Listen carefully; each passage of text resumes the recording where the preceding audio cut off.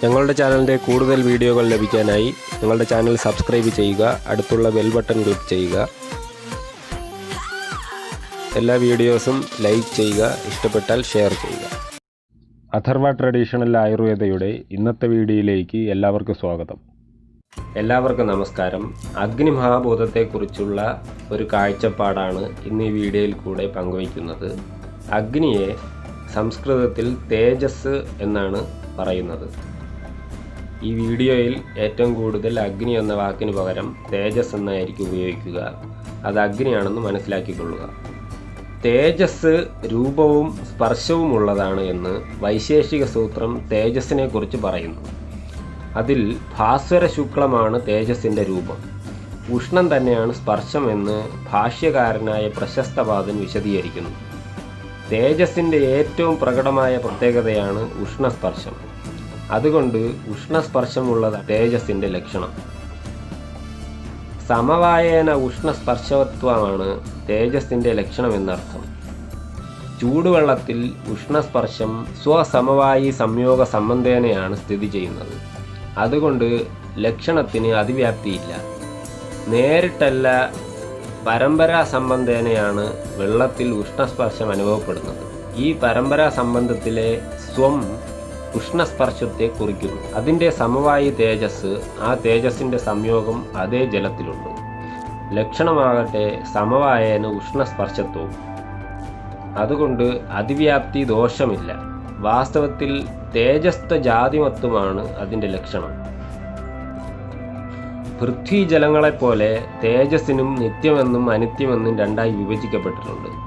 പരമാണു രൂപത്തിലുള്ള തേജസ് നിത്യവും ജന്യരൂപത്തിലുള്ള തേജസ് അനിത്യവുമാണ്. ശരീരം, ഇന്ദ്രിയം, വിഷയം എന്നിങ്ങനെയുള്ള ത്രൈവിധ്യം തേജസ്സിനുമുണ്ട്.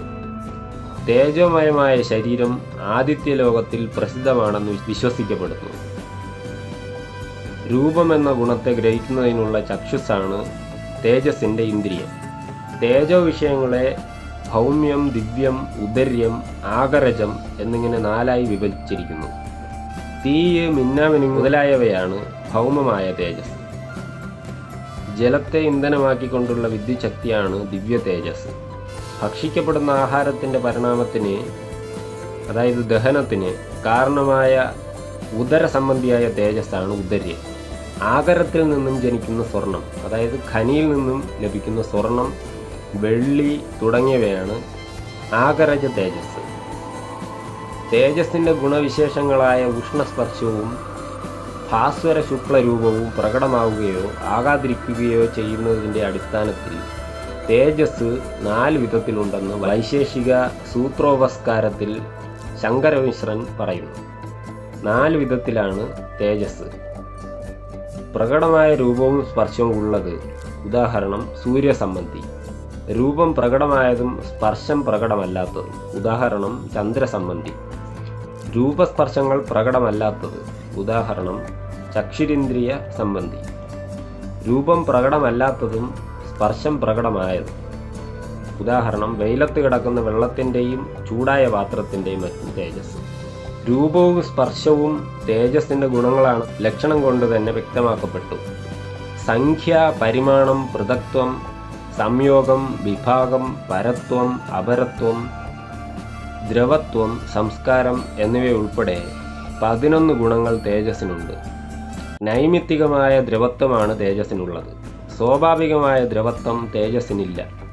എങ്കിലും അഗ്നി സംയോഗം മുതലായ നിമിത്തം കൊണ്ട് സ്വർണത്തിനും മറ്റുമുണ്ടാകുന്ന ദ്രവത്വമാണ് തേജസ്സിന് നൈമിത്തിക ദ്രവത്വം ഉണ്ടെന്ന് പറയാൻ കാരണം. സ്വർണം, വെള്ളി മുതലായ ലോഹങ്ങൾ അഗ്നി സംയോഗം കൊണ്ട് ദ്രവിക്കുന്നതിനാൽ തേജസ്സിന് നൈമിത്തിക ദ്രവത്വമുണ്ടെന്ന് പ്രസ്താവിച്ചു. സ്വർണം മുതലായവ തേജോദ്രവ്യമാണെങ്കിൽ പറഞ്ഞത് ശരിയാണ്. അതിനാൽ സുവർണാദികളുടെ തൈജസത്വം സമർത്ഥിക്കണം. ന്യായവൈശേഷിക സിദ്ധാന്തങ്ങൾ ഇവയുടെ തൈജസത്വം സ്ഥാപിച്ചിട്ടുണ്ട്. സുവർണം തൈജസമാണ്.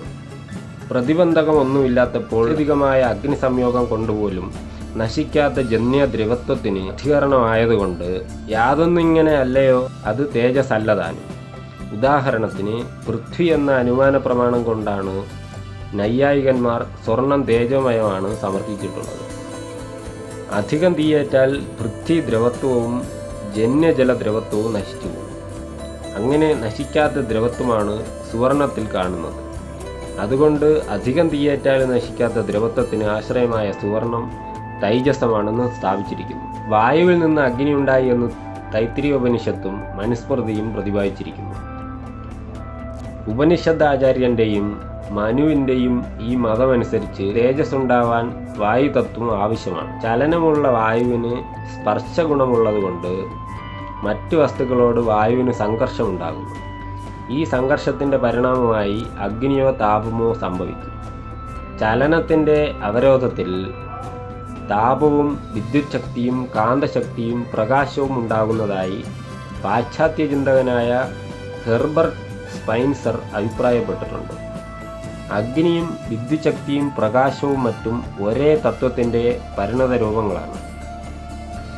ബൃഹദാരണ്യകോപനിഷത്തിൽ അതിങ്ങനെ സമർത്ഥിച്ചിരിക്കുന്നു: ഒരേ ആത്മാവ് അഗ്നിയും ആദിത്യനും വായുവുമെന്ന് മൂന്നായി വിഭാഗം പൂണ്ടു. ആധുനിക ശാസ്ത്രകാരന്മാരും പ്രകാശം, വിദ്യുച്ഛക്തി, കാന്തശക്തി എന്നിവയുടെ സാദൃശ്യത്തെ അംഗീകരിക്കുന്നുണ്ട്.